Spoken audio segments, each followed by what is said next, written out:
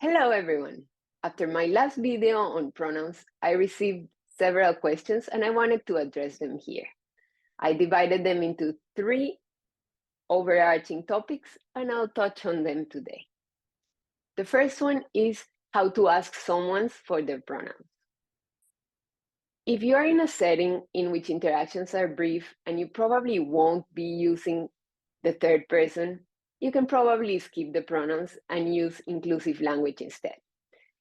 This means instead of saying, would you pass him the papers, you can say, would you pass this customer the papers? If you're in a setting in which interactions happen on a regular basis, like with colleagues, clients, customers, then learning each other's pronouns is a must. Organizations should normalize this by inviting people to share their pronouns if people feel comfortable. In introductions at meeting, email signatures, business cards, ID badges, computer communication programs, etc. When asking for someone pronouns, always mention your pronouns first. Then you can go ahead and ask. Remember that not everyone feels safe sharing their pronouns, so never force anyone into sharing them. To help make people feel safe, remember to share your pronouns first, and once you're told those pronouns, remember to use them and continue on making safer and more welcoming spaces. Second question is, what if I make a mistake with someone's pronouns? Well, mistakes are human and it is okay to make mistakes. It's about trying. Using the proper pronouns, using non-gender language, and not jumping to conclusions about someone's gender identity takes practice.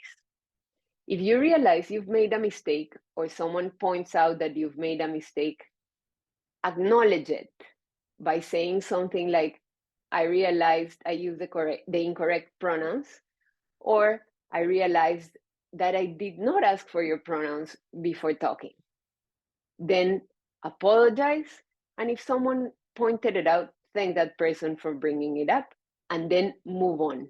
Please do not apologize profusely or make a big deal about it or ask for any further explanations about that person's pronouns or identity. Remember, this is not about you. Do your part to make these exchanges as respectful and easy as possible for that person. If you hear someone using the incorrect pronouns for someone else, and you know that person is open about their pronouns, you should respectfully correct them. You don't need to make a big deal of it again. People may not know someone's pronouns, or they just might made a mistake. It might slip their mind. So just make the correction and move on. I know it can feel awkward to correct someone, but just imagine how awkward it feels for the person whose wrong pronouns are being used. Be a good ally, correct that person, and keep the conversation going. For example, you can say something like, actually, Valentina uses they, them pronouns, and they have already sent a report. And now to our third and last question, is if employees have the right to be addressed by the name and pronouns that correspond to their gender identity and gender expression, even if it's different from their legal name?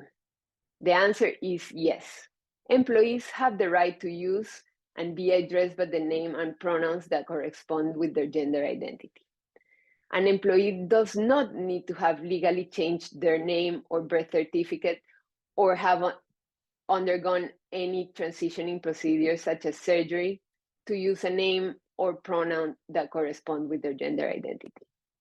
An employer may be legally obliged to use an employee's legal name in specific employment records, but when no legal obligation compels the use of a legal name, then employers and co-workers must respect an employee's chosen name and their pronouns.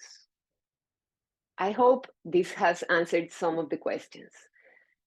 If you're looking to get gender equity right, contact me. I am here to help. Thanks again for watching.